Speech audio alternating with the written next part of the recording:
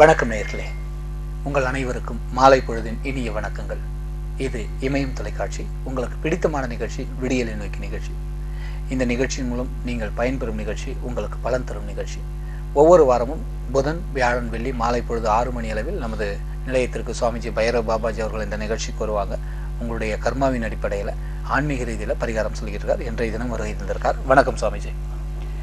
எந்த ஒரு விஷயமாக இருந்தாலும், எந்த ஒரு லைவாக இருந்தாலும் மக்களுக்கு நல்ல மனசில் பதிகிற மாதிரி ஒரு நல்ல கருத்தை சொல்லுவீங்க. இன்னைக்கு என்ன கருத்தை சொல்ல போறீங்க? மக்களுக்கு கருத்தை சொல்கிறப்போ உண்மை நீ உணர். அதை உணரணும் அப்படின்னா ஃபஸ்ட்டு எதிரில் சொல்லக்கூடியவங்க என்ன பேசுகிறாங்கங்கிறத உணர்ந்துட்டு அதை பதில் சொல்லிட்டு வந்தாங்கன்னாவே தேவையில்லாத பிரச்சனைகள்லேருந்து அவங்க தப்பிக்கலாம். நன்றி நன்றி நன்றி சுவாமிஜி. அதாவது தீபாவளி முன்னிட்டு நேற்றைய தினம் லைவில் வந்து நிறைவடையும் பொழுது ஒரு நல்ல ஒரு விஷயத்த சொன்னீங்க. இந்த சந்தான பாக்கியத்துக்காக இயங்கிக்கிட்டு இருக்க பல தம்பதியர்கள் காத்து கொண்டிருக்கிறார்கள். இந்த நம்ம தமிழ்நாடு மட்டும் இல்லாமல் எங்கே பார்த்தாலுமே அப்படி இருக்கச்சு. நேற்று வந்து ஒரு ஸ்பெஷலாக வந்து வீட்டில் ஒரு பரிகாரம் செய்ய சொன்னீங்க. அதை திரும்பவும் நீங்களே ஒரு முறை சொன்னீங்கன்னா நல்லா இருக்கும்னு சொன்னீங்க. அதாவது இந்த வருஷம் வந்து எப்பயுமே வந்து ஃபஸ்ட்டு அதை மக்களுக்கு புரிய வச்சுறேன். தீபாவளி வந்து எதற்காகனா, அந்த ராமாயண காலத்தில் மில்க் ஆக்ஷன்ல இருந்து, அதாவது மேலோகத்துல இருந்து லக்ஷ்மி தேவி வந்து பூலோகத்தில் ஹியூமன் பாடி அவதரிச்சதை தான் நம்ம வந்து தீபாவளியில் வந்து கொண்டாடிட்டு வரோம். லட்சுமி பூஜை தீபாவளிக்கு அடுத்த நாள் பண்ணுவாங்க, லட்சுமி பூஜை, கணேச பூஜை. ஆனால் இந்த வருஷம் வரக்கூடிய லக்ஷ்மி இல்லை, சந்தான லக்ஷ்மி வந்திருக்கிறனால தீபாவளி அன்று 11 மணிக்கு பெண் வீட்டார், குழந்தை இல்லாத தம்பதியினர் மற்றும் அந்த பெண் வீட்டுக்கு போய் அவங்க பெண்ணையும் மருமகனையும் வீட்டுக்கு கூப்பிட்டு அவங்களுக்கு வகுறார சாப்பாடு போட்டுட்டு, அதற்கு பின் ஒரு சில்வர் பாத்திரத்தில் 3 தேங்காய் மஞ்சள் தடவி முழுமையாக பூவம்பழம், மஞ்சள் வாழைப்பழம் வந்து கல்யாணமாக எத்தனை வருடமாக இருக்கோ அதை 7 மல்டிபிள் பண்ணி உள்ளே வச்சுருக்கணும். 7 மல்டிபிள் பண்ணி உள்ளே வைக்கணும். அதோட பச்சரிசி, கல்லுப்பு, விராலி மஞ்சள் 7 இதோடு சேர்ந்து அவங்க முந்தானியை பிடிக்க சொல்லி, கண்டிப்பாக புடவை தான் கட்டியிருக்கணும், முந்தானியை பிடிக்க சொல்லி அதில் வச்சு பாத்திரத்தை வச்சு அதுக்குள்ளே ஒவ்வொன்றா கொடுக்கணும். இதை கொடுக்குறப்ப வந்து கணவனுக்கு வலதுபுறம் அந்த பெண் இருந்து வாங்கினாங்கன்னா அடுத்த தீபாவளிக்குள்ள அவங்க என்ன பிரச்சனை, அவங்க கர்ப்பப்பையில் இருந்தாலும் சரி, அதில் கணவருக்கே பிரச்சனை இருந்து குழந்தை பாக்கியம் இல்லாமல் இருந்திருந்தாலும் அடுத்த தீபாவளிக்குள்ள குழந்தை தரிக்குங்கிறது அதிகம். அதில் 3 மாதத்துக்குள்ளேயே வந்து உஷ்ணத்தால் பாதிக்கப்பட்ட உடல்களுக்கு குழந்தை தரிச்சிடும்.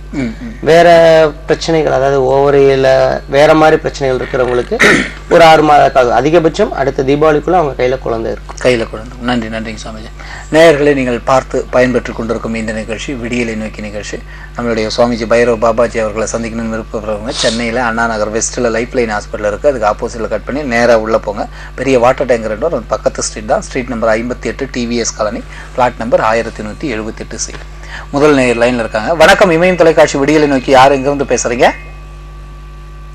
வணக்கம். ஹலோ ஹலோ, லைன்ல இருக்கீங்களா? வந்த லைன் கட் ஆயிடுச்சுன்னு நினைக்கிறேன். சுவாமிஜி, இது தவிர நம்மளுடைய சுவாமிஜி பைரவ் பாபாஜி அவர்களை வாரத்தில் 3 நாள் வந்து வெளியே சந்திக்கலாம். அதாவது எங்கன்னு பார்த்தீங்கன்னா, சனிக்கிழமை மதுரையில் சந்திக்கலாம், ஞாயிற்றுக்கிழமை சேலத்தில் சந்திக்கலாம், திங்கக்கிழமை திருச்சியில் சந்திக்கலாம். சனிக்கிழமை மதுரையில் எங்கன்னு பார்த்தீங்கன்னா, அதாவது வந்து தியாகராஜ இன்ஜினியரிங் காலேஜ் ரோட்டில் இருக்கிற திருப்பரங்குன்றத்தில் வாணி விழாவில் சந்திக்கலாம். ஒவ்வொரு வாரமும் ஞாயிற்றுக்கிழமை சேலம் புது பஸ் ஸ்டாண்டுக்கு ஆப்போசிட்டில் இருக்கிற வசந்தம் ஹோட்டலில் சந்திக்கலாம். இது தவிர ஒவ்வொரு வாரமும் திங்கட்கிழமை திருச்சியில் Everest park residency, Ponmalai service ரோடில் இருக்கிற எவரெஸ்ட் பார்க் ரெசிடென்சியில் சந்திக்கலாம். அது எங்கே இருக்குன்னு பார்த்தீங்கன்னா, டிவிஎஸ் டோல்கேட் பக்கத்தில். இந்த எந்த இடத்துல நீங்கள் சுவாமிஜி சந்திக்கிறதா இருந்தாலும் நீங்கள் ஃபோன் பண்ணி பதிவு பண்ணிட்டு போங்க. காலையில் 10 மணிலேருந்து 3 மணி வரை சந்திக்கலாம்.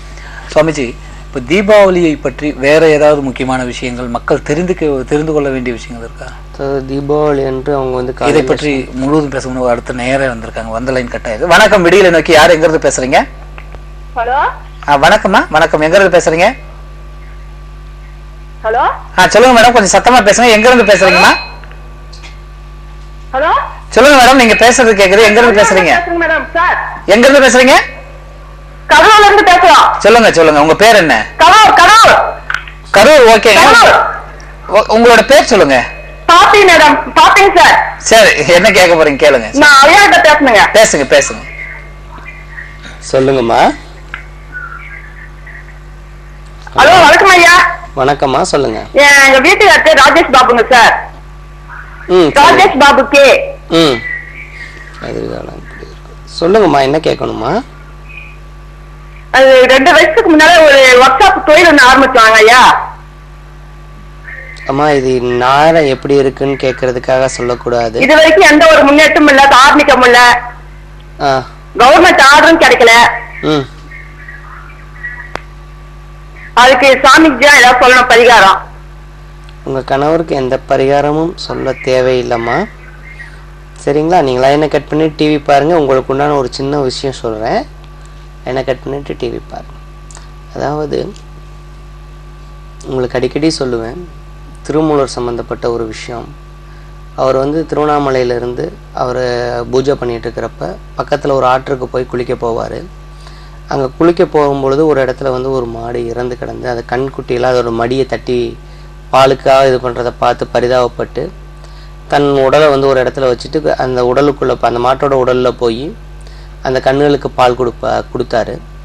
இதை அந்த இடத்துல நின்று வேடிக்கை பார்த்துட்டு இருந்த ஒரு சிலர் என்ன பண்ணாங்கன்னா, அடுத்த நாள் அதே போல் அவர் காலை கடன் முடிச்சுட்டு குளிக்க வரும்பொழுது தன்னுடைய நண்பன் இறந்துட்டா அப்படின்னு சொல்லி உயிரோடு இருக்கக்கூடிய நண்பனை படுக்க வச்சு எப்படியாச்சும் காப்பாற்றுங்க அப்படிம்பாரு. அப்போ அவர் என்ன சொல்லுவார்னா, ததாஸ்து ததாஸ்து அப்படின்னா அப்படியே ஆகட்டும்னு பொருள் அப்படின்னு சொல்லிட்டு போயிடுவார். அந்த உயிரோட நண்பன் உண்மையிலே இறந்துடுவார். அதே போல் நீங்களும் பிரச்சனைகள் இருந்தால் மட்டும் ஃபோன் பண்ணி பரிகாரம் கேளுங்க. இல்லாத ஒரு பிரச்சனைக்கு நீங்கள் பரிகாரம் கேட்டிங்கன்னா அந்த பிரச்சனை உருவாகி திரும்பி அதுக்கு நீங்கள் பதில் சொல்கிற அந்த பரிகாரத்தை செய்ய வேண்டிய ஒரு சூழ்நிலையை உருவாகிடும்.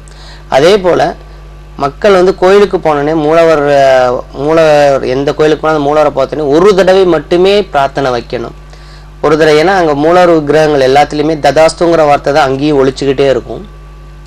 அப்போ எனக்கு இது நிறைவேற்றுச்சுன்னா, இது நிறைவேறினா உனக்கு நான் வந்து இவ்வளோ உண்டியில் போடுறேன், இந்த அபிஷேகம் பண்ணுறேன், இந்த புடவை எடுத்து சாத்துறேன்னு நீங்கள் ஒரு தடவைக்கு 10 தடவை வேண்டினீங்க அப்படின்னா 10 தடவை அந்த பிரார்த்தனை வந்து உள்ளே ஏறின மாதிரி கணக்காயிடும். அப்போ என்ன ஆகும்னா, முதல் தடவை வேண்டினதுக்கு சரியாயிரும். நீங்கள் போய் அந்த பரிகாரத்தை பண்ணிட்டு வருவீங்க. அடுத்த தடவும் வந்து திரும்பவும் பிரச்சனையாகும். ஒரு 3 மாதத்தில் திரும்ப பிரச்சனையாகும். திரும்பவும் போய் ஜாதகத்தை எடுத்துகிட்டு போய் யார்ட்டாச்சும் கேட்டிங்கன்னா, நீங்கள் வந்து கோயில்களுக்கு பரிகாரங்கள் பண்ண வேண்டியது இருக்குது, குலதெய்வம் வந்து பேசலை, குலதெய்வத்தை கட்டியிருக்காங்க, இந்த மாதிரிலாம் சொல்கிறதுக்கு முக்கிய காரணம் வந்து நீங்கள் தவறுதலாக வேண்டுறது தான். ஒரு தடவை மட்டும் வேண்டுங்க, நீங்கள் கேட்குறது உடனடியாக கிடைக்கும். நன்றி நன்றிங்க சுவாமிஜி. நேயர்களை நீங்கள் பார்த்து பயன்பெற்றுக் கொண்டிருக்கும் இந்த நிகழ்ச்சி விடியலை நோக்கி நிகழ்ச்சி. அடுத்த நேயர் லைன்ல இருக்கீங்க. வணக்கம். விடியலை நோக்கி இமயம் தொலைக்காட்சி. யார் எங்கிருந்து பேசுறீங்க? வணக்கம், சொல்லுங்க, லைன்ல இருக்கீங்க. வணக்கம். ஹலோ, மன்னிக்கணும், வந்த லைனும் கட் ஆயிடுச்சு. சுவாமிஜி, இப்போ குலதெய்வத்தை பத்தி, குலதெய்வம் கட்டியிருக்கு அப்படின்னு எதுவும், அதாவது ஜாதகத்துல பாக்குறப்ப குலதெய்வம் பேசல, உங்க குலதெய்வத்தை யாரோ கட்டி இருக்காங்க, சோ குலதெய்வம் வரல உங்க வீட்டுக்குள்ள, வீட்டுக்கு வெளியே நின்று அழுகுது, இந்த மாதிரி வந்து நிறைய இடங்கள்ல சொல்றாங்க.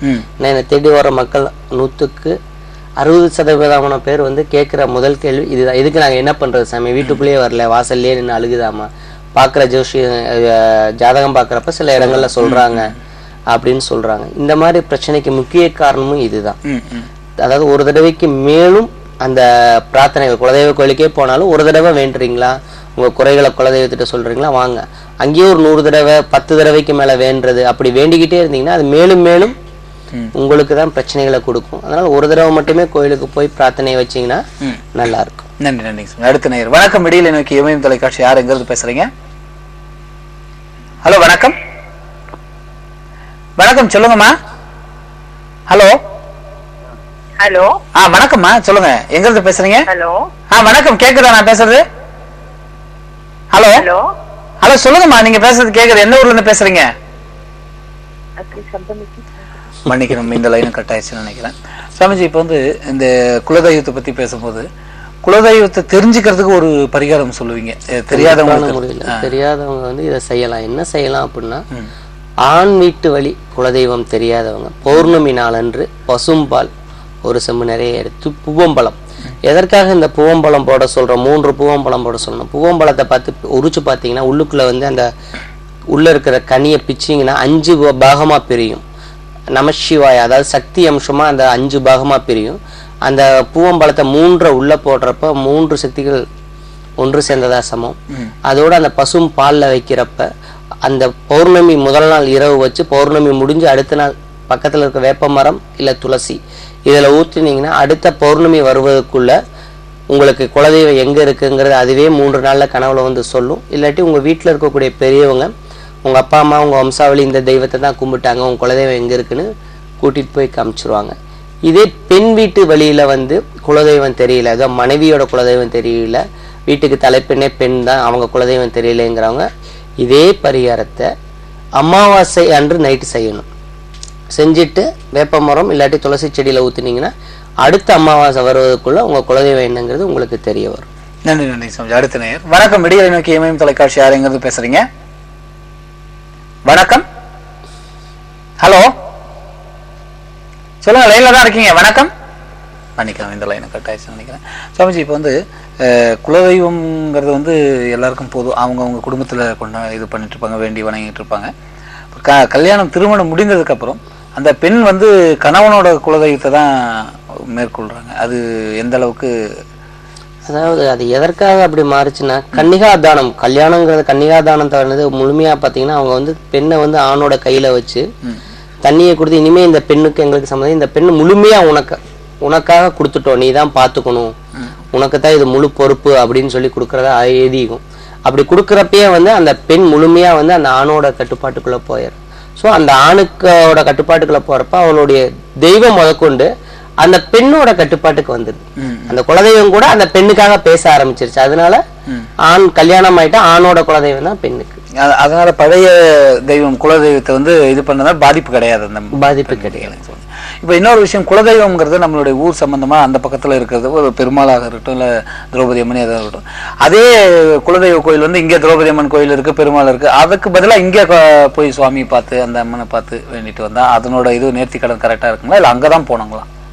அதாவது ஊர்ல 200 சிவாலயங்கள் இருந்தாலும் தமிழ்நாட்டில் மொத்தம் வந்து 1852 சிவாலயங்கள் இருந்தாலும் 5 சிவாலயங்களை மட்டும்தான் பஞ்சபூத ஸ்தலமா சொல்றோம்.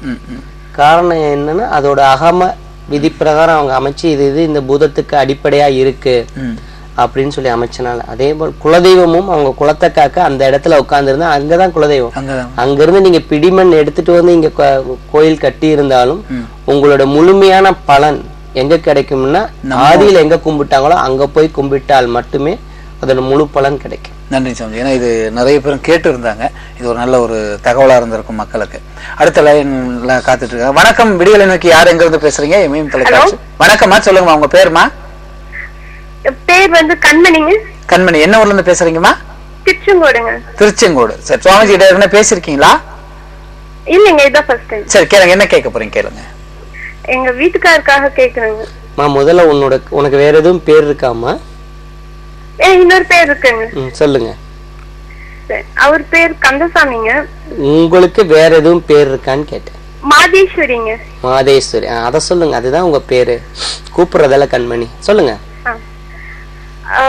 தொழில் கொஞ்சம் ரொம்ப டல் ஆயிட்டு இருக்குங்க. என்ன மாதிரி தொழில்மா பாக்குறாரு? இரும்பு தொழிலுங்க. வெல்டிங் லேத் ஒர்க் வச்சிருக்காரு. லேத் ஒர்க் வச்சிருக்காரா? ஆமாங்க. இந்த கடை எத்தனை வருஷமா வச்சிருக்காருமா?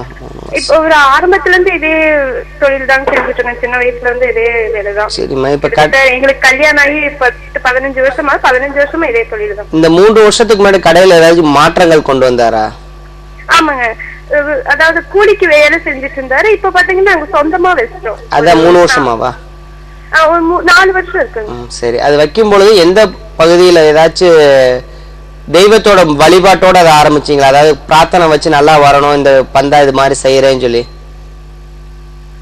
பிரார்த்தனை இருக்கு, ஞாபகம் இல்லைங்க. ஆனா ஒரு நல்லபடியா ஒரு பிரச்சனையில இருந்து அந்த இடத்துக்கு நம்ம வெளியே வந்த உடனே சொந்த தொழில் வைக்கணும், நம்மளா செய்யணும் அப்படின்றதுல ஒரு பூஜை எல்லாம் பண்ணி. சத்திர சம்ஹார பூஜை பண்ணீங்களா? கணபதி ஹோமம் பண்ணது. சரி. திருச்செந்தூர் முருகர்கிட்ட ஏதாச்சும் வேண்டுதல் வச்சிருக்கீங்களா? இல்லைங்க, அப்படி எல்லாம் இல்ல, ஞாபகம் இல்ல. வேண்டுதல் இருக்குமா என்னன்றது இருக்கும் அப்படின்னு ஒரு மனசுக்கு இருக்கு. ஆனா என்ன வேண்டுதல அப்படின்றது சரியா எனக்கு ஞாபகம் வர மாட்டேங்குது. சரிம்மா, வேண்டுதல் என்னன்னு தெரியாதவங்களுக்கா இப்போ ஒரு பரிகாரம் சொல்ல. ஏன்னா நீங்க சொல்றப்பயே வந்து தெய்வம் முருகர் தான் இங்க வந்து நிக்கிறாரு. சோ முருகர் கோயிலுக்கு வந்து ஆரம்பத்துல பிரச்சனையில முதல் இருந்த இடத்த விட்டு நீங்க வெளியே வந்தீங்க. ஆமாங்க, ஆமாங்க. அந்த பிரச்சனையிலிருந்து வர்றப்பயே நீங்க வேண்டிட்டு வந்திருக்கீங்க. ஆமாங்க. சரி, அந்த வேண்டுதலுக்காக உண்டானது என்னன்னு உங்களுக்கு தெரியல. இப்ப அதுக்கு உண்டான பொதுவான பரிகாரம் சொல்றேன். சரிங்க. நோட் பண்ணி. உங்க குலதெய்வம் உங்களுக்கு தெரியுமா? தெரியுங்க. சரிம்மா. என்ன பண்ணணும் அப்படின்னா, சரி, எந்த கோயிலுக்கு வேண்டி இருந்தாலும், ஆனா இங்க முருகர் தான் வராரு, உங்க குலதெய்வத்துக்கு வந்து 108 1 ரூபாய் நாணயம் சரிங்க, மஞ்சள் துணியில எடுத்து கட்டிட்டு, சரிங்க, உங்க கணவருடைய வலது கால் பெருவரல் மண்ணு, வலது கால் பெருவிரல் மண்ணு, உங்களுடைய இடது கால் பெருவரல் மண்ணு, சரிங்க, இத வந்து ஒரு கவர்ல போட்டு அந்த 108 1 ரூபாய் நாணயத்தோட கட்டிமா சரிங்க, உங்க குலதெய்வத்துக்காக வேண்டி வைங்க. நாங்க எந்த கோயில்ல என்ன பிரார்த்தனை வச்சிருந்தாலும், சரிங்க, நாங்க மறந்திருந்தாலுமே எங்களுக்காக வேற யாரு வேண்டி இருந்தாலும் அதுல இருந்து நிவர்த்தி ஆகி எங்களுக்கு சர்வ சாந்தி கூடுன்னு சொல்லி உங்க குலதெய்வத்தோட பேரை பின்னாடி சேர்த்திட்டு உங்க குலதெய்வ உண்டியில இதை சேர்த்துருங்க. இதை சேர்த்து 24 மணி நேரத்துக்குள்ள இந்த தடைகள்லாம் விலகி தொழில் நல்ல மந்த நிலையில் மாறி நல்ல இம்ப்ரூவ்மெண்ட் ஆகும். நல்லது. ரொம்ப நன்றி. நன்றி நன்றி. இது வந்து எல்லாருமே செய்யலாம். இவங்க தான் இல்லை, இப்ப நிறைய இடங்கள்ல வந்து சிலர் வந்து ஒரே காரியத்துக்காக ஒரு 10 தீர்த்த யாத்திரை போறப்போ ஒரு 10 கோயில்ல வேண்டுதல் வச்சிருவாங்க. அப்படி நான் காலப்போக்கில் காலம் போற வேகத்துல வந்து தன்னுடைய எந்தெந்த கோயிலுக்கும் போக முடியாத ஒரு சூழ்நிலை கூட வரும். அப்படி சூழ்நிலைகள் இருக்கிறவங்களும் குலதெய்வம் தெரிஞ்சா அந்த குலதெய்வத்துக்கு 108 1 ரூபாய் நாணயம் கணவன் மனைவியாக வேண்டி இருந்தாங்கன்னா கணவனுடைய வலது கால் பெருவிரல் மண்ணும் மனைவியோட இடது கால் பெருவிரல் மண்ணும் ரெண்டையும் சேர்த்து 108 1 ரூபாய் நாணயத்தை மஞ்சள் துணியில கட்டி குலதெய்வ உண்டியல்ல போய் போடலாம், இல்லை குலதெய்வத்துக்கு காணிக்கையா செலுத்தலாம். குலதெய்வம் தெரியாதவங்க சிவன் கோயில்ல உங்க ஊர்ல இருக்கக்கூடிய சிவன் கோயில்ல இதை போட்டீங்கனாலும் இந்த பிரார்த்தனை பூர்த்தி அடையும். நன்றி நன்றி. அடுத்த நேயர். வணக்கம். விடியலை நோக்கி இமயம் தொலைக்காட்சி. யாருங்க இருந்து பேசுறீங்க? ஹலோ சார், நான் நாமக்கல்ல இருந்து பேசுறேங்க சார். நாமக்கல் இருந்து. கொஞ்சம் சத்தமா பேசுங்க மேடம். உங்களோட பேர் சொல்லுங்க. என் பேர் சசிகலாங்க சார். ஏற்கனவே சுவாமிஜி கிட்ட பேசியிருக்கீங்களா? இல்லைங்க சார், ஃபர்ஸ்ட் டைம் இப்பதான். சரி, என்ன கேட்க போறீங்க கொஞ்சம் சத்தமா கேளுங்க. சார், என் குழந்தை அழுதுகிட்டே இருக்குங்க சார். கவிச்சரன் பேரு. கொஞ்சம் சத்தமா பேசுங்கம்மா. உங்க குழந்தை? ஹலோ ஹலோ ஹலோ சார், சொல்லுங்க. குழந்தை பேர் கவிச்சரன் சார். குழந்தை பேருமா? கவிச்சரன் சார். கவிசரன் அழுதுகிட்டே இருக்கானா? ஆமாங்க சார், என்னன்னே தெரியலங்க சார். எத்தனை மணில இருந்துமா அழுகுறான்? சாயங்காலம் 4:30 மணிக்கு மேல அழுகுறானா இல்ல நைட் 1 மணிக்கு மேல அழுகுறானா? காலையில 2 மணி நேரங்க சார். காலையில 8 மணில இருந்து 9 மணி வரலங்க சார். சாயங்காலம் 6 மணில இருந்து 8 மணி வரல அழுகுறாங்க சார். சரிம்மா சரிம்மா. கையில வந்து ஏதாவது பாசிகள் சீரடிக்கிறதுக்காக பாசி எதுவும் போட்டிருக்கீங்களாமா? போட்டிருந்தாங்க சார், அவுத்துட்டாங்க சார். சரி, கழுத்துல ஒரு பச்சை கலர் ஏதாவது தாயத்து போட்டிருக்கீங்களா? அது என்ன தாயத்துமா? அப்படியெல்லாம் ஒண்ணும் போடலைங்க சார். இடுப்புல தாங்க சார் கட்டி இருந்தோம், அது அவுத்துட்டாங்க சார். ஏன் எல்லாத்தையும் அவுத்தீங்க? அங்க அவுக்கு சொன்னாங்க சார், அவுத்துட்டாங்க. யாரு? எங்க மாமா அவுக்கு சொன்னாங்க சார், அவுத்துட்டாங்க சார். சரிம்மா, நான் சொல்றத நோட் பண்ணிக்கிறீங்களா? சரிங்க சார். மஞ்சள் இருக்கு இல்லைங்கம்மா, விராலி மஞ்சள், கொம்பு மஞ்சள். ஆமாங்க சார். அந்த மஞ்சள்லயும் நாயுருவி செடி கேள்விப்பட்டிருக்கீங்களா? ஆமாங்க சார். அந்த செடி ரெண்டையும் வந்து வீட்டுல புகை போட்டு விடுங்க. ரெண்டையுமே அப்படியே கங்குல போட்டு புகை எல்லா ரூம்லயும் படுற மாதிரி போட்டு விடுங்க. உங்க பையனை வந்து ஒரு ஆளை பிடிச்சுக்க சொல்லிட்டு அவன் தலையில பெடனி பக்கம் வந்து அந்த புகையை போட்டு விட சொல்லுங்க. அதுக்கப்புறம் நிம்மதியா தூங்குவான், அழுக மாட்டான். நல்லதுமா. ரொம்ப நன்றி. நன்றி நன்றி நன்றி. நேயர்களே, நீங்கள் பார்த்து பயன்பெற்றுக் கொண்டிருக்கும் இந்த நிகழ்ச்சி விடியலை நோக்கி நிகழ்ச்சி. இந்த விடியலை நோக்கி நிகழ்ச்சியில் நம்முடைய சுவாமிஜி பைரவ பாபாஜி அவர்கள் உங்களுடைய பிரச்சனைக்கு ஏற்றவாறு கர்மாவின் அடிப்படையில் பரிகாரம் சொல்லியிருக்கார். ஆன்மீக ரீதியில் பரிகாரம் கேட்கும் பொழுது நீங்கள் தெளிவான முறையில் என்ன பிரச்சனை கேட்கணுமோ அதை ஒரே கேள்வியாக கேளுங்க. ஒரு நேரம் ஒரு கேள்வி தான் கேட்கணும். பரிகாரம் சொல்லும்பொழுது அது தெளிவான முறையில் எழுதிக்கிறதுக்காக நீங்கள் கையில் பேப்பர் பேனை எடுத்து வச்சுக்கிட்டு டிவியில் வால்யூம் கம்மி பண்ணிவிட்டு செல்ஃபோன்லேயோ இல்லை ஃபோனில் பேசும்போது அதிலேயே முழு கவனமும் செலுத்தி பேசணும்னு கேட்டுக்கிறோம். சுவாமிஜி நீங்கள் எங்கே சந்திக்கலாம்னு பார்த்தீங்கன்னா சென்னையில் Anna Nagar வெஸ்ட்டில் life line hospital இருக்குது. அதுக்கு ஆப்போசிட்டில் கட் பண்ணி நேராக உள்ளே போனீங்கன்னா பெரிய வாட்டர் டேங்க் 2 வரும். அது பக்கத்து ஸ்ட்ரீட் தான். Street number 58 TVS colony, plot number 1178C. அது மட்டும் இல்லாமல் ஒவ்வொரு வாரமும் சனிக்கிழமை சேலத்தில் சனிக்கிழமை மதுரையில் சந்திக்கலாம். மதுரையில் திருப்பரங்குன்றத்தில் தியாகராஜ இன்ஜினியரிங் காலேஜ் ரோடில் இருக்கிற வாணி விழாவில் சந்திக்கலாம். ஒவ்வொரு வாரமும் ஞாயிற்றுக்கிழமை சேலத்தில் சேலம் புது பஸ் ஸ்டாண்டுக்கு ஆப்போசிட்டில் இருக்கிற வசந்தம் ஹோட்டலில் சந்திக்கலாம். ஒவ்வொரு வாரமும் திங்கட்கிழமை திருச்சியில் பொன்மலை சர்வீஸ் ரோடில் இருக்கிற எவரெஸ்ட் பார்க் ரெசிடென்சியில் சந்திக்கலாம். டிவிஎஸ் டோல்கேட் பக்கத்தில் இருக்குது. எங்கே சந்திக்கிறதா இருந்தாலும் ஃபோன் பண்ணி பதிவு பண்ணிவிட்டு போய் பேசுங்க. சுவாமிஜி, இதோட அதாவது இந்த புகை போகிற விஷயம் பேசுகிறப்ப தான் ஒன்று முடிவாகுது. இப்போ வந்து 100% பெண்களாகட்டும் ஆண்களாகட்டும் சைனஸ் பிரச்சனையும் முடி கொட்டுற பிரச்சனையிலையும் இது பண்ணுறாங்க. பெண்கள் அதிகமாக பாதிக்கப்படுறது சைனஸ்லேயும் மூச்சோட சிரமம், அதாவது ஆஸ்மாக்கு. இது முக்கிய காரணம் என்னென்னா, அப்போல்லாம் பார்த்தீங்கன்னா குழந்தைகள் தலைக்கு ஒழிச்சுனே அதுக்கு சாம்பிராணி போடுவாங்க. ஆமாம். இப்போ வந்து அந்த சாம்பிராணி போடுறதுங்கிற ஒரு பழக்கமே வந்து யாருக்குமே இருக்கிறது இல்லை. குழந்தைங்க குளிச்சிருச்சுன்னா ஓடு அப்படிங்கிறாங்க. இந்த மாதிரி பிரச்சனை இருக்கிறவங்க குங்குளியமும் வெள்ளை சாம்பிராணி கொஞ்சம் பூசு மஞ்சள், அதாவது மஞ்சள் பூசி குளிக்கிற மஞ்சளை நீங்களே வீட்டில் வாங்கி பவுட்ரு பண்ணுங்கள். பவுட்ரு பண்ணி டெய்லி தலைக்கு குளித்தாலும் குளிக்காட்டி தொடர்ந்து ஒரு 20 நாள் புகை போட்டு வந்தீங்கன்னா சைனஸ் விட்டுரும். ஒத்த தலைவலி, தலை பாரமாக இருக்கிறது, தலை அதாவது குத்துற மாதிரி வலிக்கிறது, இது பூரா விட்டுரும். உங்கள் குழந்தைகளுக்கு வந்து தலைக்கு ஊத்துறப்ப வெள்ளை சாம்பிராணி, குங்குளியம், இதோட கொஞ்சம் வெட்டி வேர், இது 3ஐயும் கலந்து புகை போட்டுட்டு வந்தீங்கன்னா அவங்களுக்கு முடி கொட்டாது.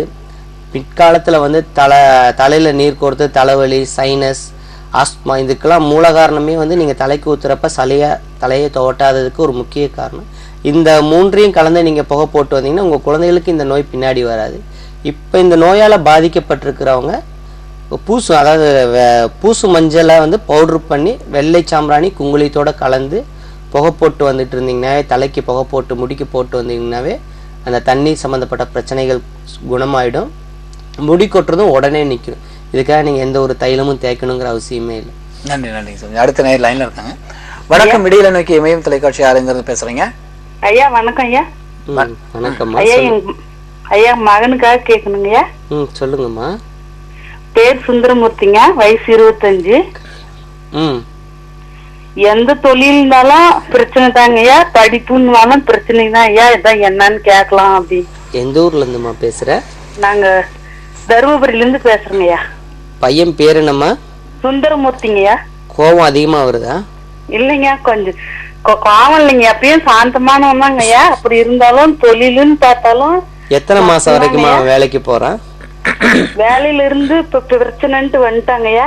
இல்லம்மா, ஒவ்வொரு வேலைக்கு எத்தனை மாசத்துக்கு ஒரு தடவை வேலையை விடுறா பிரச்சனைன்ட்டு வர்றாரு? ஒரே தொழில 4 வருஷமா இருந்தாங்கய்யா. அப்புறம் மறுபடியும் தனியா கடை வச்சுக்கலாம் அப்படின்னு வச்சாங்கய்யா. அதுலயும் பிரச்சனை தாங்கய்யா. என்ன தொழில்மா பார்த்தா? போன் கடைங்கய்யா. செல்போன் கடைங்களா? ஆமாங்க. உங்க பையன் பக்கத்துல இருக்காரா? இருக்காருங்கய்யா. கொஞ்சம் குடுக்குறீங்களா? தாங்கய்யா குடுக்கு.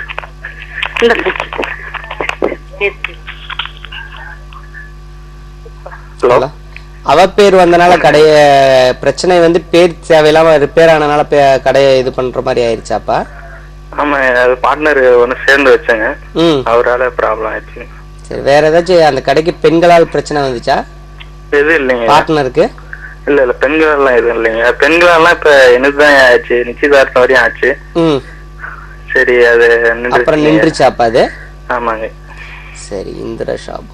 உங்க கனவுகள் எப்படிப்பா வருது? எப்படிங்க? கனவுகள் வந்து செக்ஸுவல் தாட்ஸ் கொஞ்சம் அதிகமா இருக்கா? அப்படியும் வருதுங்க. சரிப்பா, நீ அம்மாட்ட வந்து பாத்தீங்கன்னா ஒவ்வொரு டைம் பாத்தீங்கன்னா இப்ப 2 days முன்னாடி கூட வந்துச்சுங்க சாமி. அதாவது இங்கே ஒரு இதுல இருக்கிற மாதிரி ஒரு சுடுகாடு அந்த மாதிரி இருக்கிற மாதிரி. அப்புறம் முன்னாடி அந்த சாமி சின்ன பொண்ணு மாதிரி வந்து முன்னாடி நடந்து போற மாதிரி எல்லாம் கூட வந்துச்சு. சரி, உங்க வீட்டுக்குள்ள வந்து ஏதோ விக்கிரக வழிபாடு, பிடிமண் வழிபாடு பண்றீங்களா? எதுவும் இல்லைங்க, வீட்டுல விக்கிரகம் இல்லைங்க, படம் தான் இருக்கு. என்னப்பா? படம், சாமி படம் தான் வச்சிருக்கீங்க. இல்ல வேற ஏதாச்சும் பிடிமண் வச்சு கும்பிடுறீங்களா? இல்லைங்க, அப்படி எல்லாம் எதுவும் இல்லைங்க சார். வீட்டுக்குள்ள சர்ப்பம் வர்ற மாதிரி அடிக்கடி கனவு வருதா? எனக்கு எதுவும் இல்லைங்க சார். அம்மாட்ட கூட குழந்தை ஏதாச்சும் வீட்டுக்குள்ள வர்ற மாதிரி கனவு வருதா? குழந்தை எதுவும் இல்லைங்க சார். ஆனா அந்த மாதிரி இப்போ 2 days முன்னாடி வேணா அந்த மாதிரி வந்திருக்கு சார். 2 days முன்னாடி தான் வந்துச்சா? ஆமா, அந்த மாதிரி இருக்கும்போது அங்க இருக்கும்போது எடுத்து போற மாதிரி இருக்குது. ஆனா அந்த குழந்தை வந்து நல்லா மங்களகரமா இருக்கிற மாதிரி முன்னாடி என்ன கூட்டு போற மாதிரி முன்னாடி வந்து எல்லாம் இதுக்கு அப்படி பாதுகாக்கிற மாதிரி முன்னாடி போச்சுங்க. Okay okay. உங்க வீட்டுக்கு மேல வந்து ஏதாவது சத்தங்கள் நடக்கிற மாதிரி சத்தங்கள் கேக்குதா? இல்லைங்க, இரவு நேரத்துல இல்லைங்க சார், அந்த மாதிரிலாம் எதுவும். எங்க அம்மாட்ட கேட்டு சொல்ல. கேட்டு சொல்லுங்க ஐயா. வீட்டுக்கு மேல வந்து ஏதாச்சும் நடக்கிற சத்தங்கள் கேக்குதாம்மா? இல்லைங்க. ஹலோ.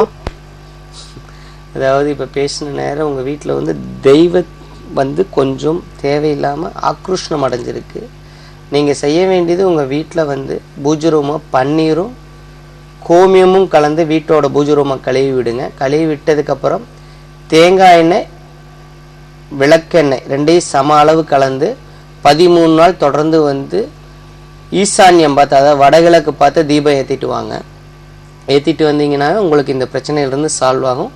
உங்கள் பையனை மதுரையில் இருக்கக்கூடிய திருப்பரங்குன்றம் முருகர் கோயிலுக்கு போய் முருகருக்கு மட்டும் பன்னீர் அபிஷேகம், அங்கே இருக்க துர்க்கைக்கு வந்து பால் அபிஷேகம் பண்ணிட்டு வர சொல்லுங்கள், சரியாயிரும். போக வேண்டியது செவ்வாய்க்கிழமை. நன்றிங்க சுவாமிஜி. நம்ம ஏற்கனவே ஒரு 2 வாரம் முன்னாடி நம்ம பேசின ஒரு விஷயத்துக்கு திரும்பவும் வரேன் நான்.